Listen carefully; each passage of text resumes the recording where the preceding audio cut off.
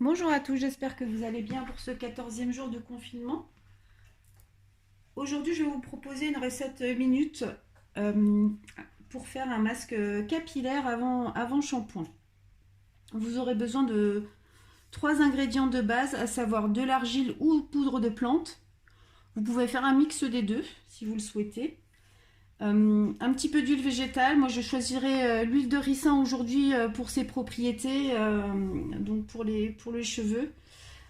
Qui stimule la pousse et qui renforce le cheveu. Donc c'est vraiment une huile végétale très intéressante pour tous ces soins capillaires, que ce soit shampoing solide, masque ou huile de soin.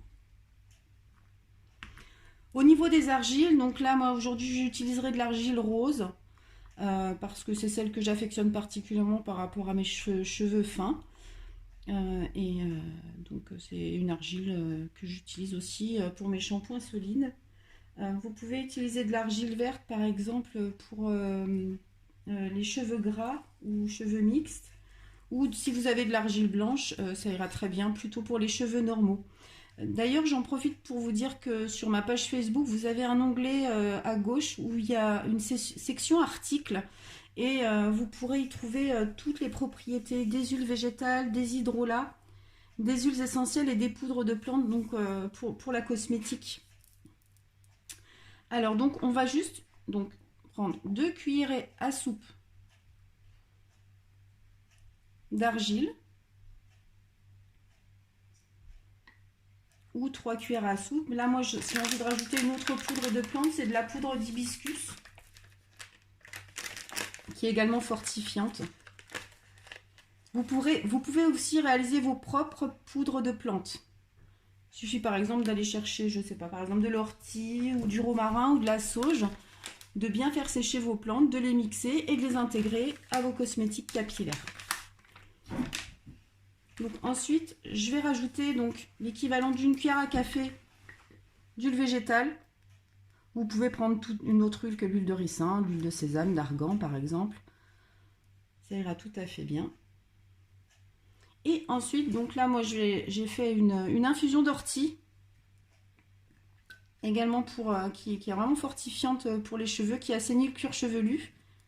En ce moment, elle est très abondante autour de nous, hein, à cette époque du printemps. Donc, on va rajouter donc, un liquide. Si vous n'avez pas vous pouvez faire une infusion de romarin, de sauge ou une toute autre infusion si vous le souhaitez. Ou si à défaut, si vous n'avez rien, vous pouvez mettre de l'eau. Ça n'enlèvera rien du tout au protocole de la recette.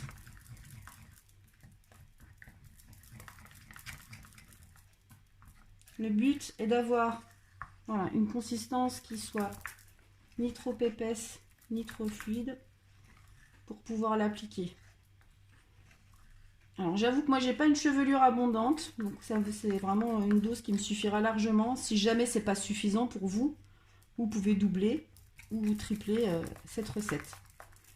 Donc c'est fait, c'est terminé. C'est une préparation minute que vous allez utiliser immédiatement. Elle ne se conservera pas dans le temps. Donc c'est vraiment simple à faire, ça coûte rien du tout. Et on n'est que sur des produits naturels. Voilà, j'espère que la vidéo vous aura plu pour cette recette. N'hésitez pas à liker, à partager, à recommander. En attendant de vous revoir après le confinement. À bientôt!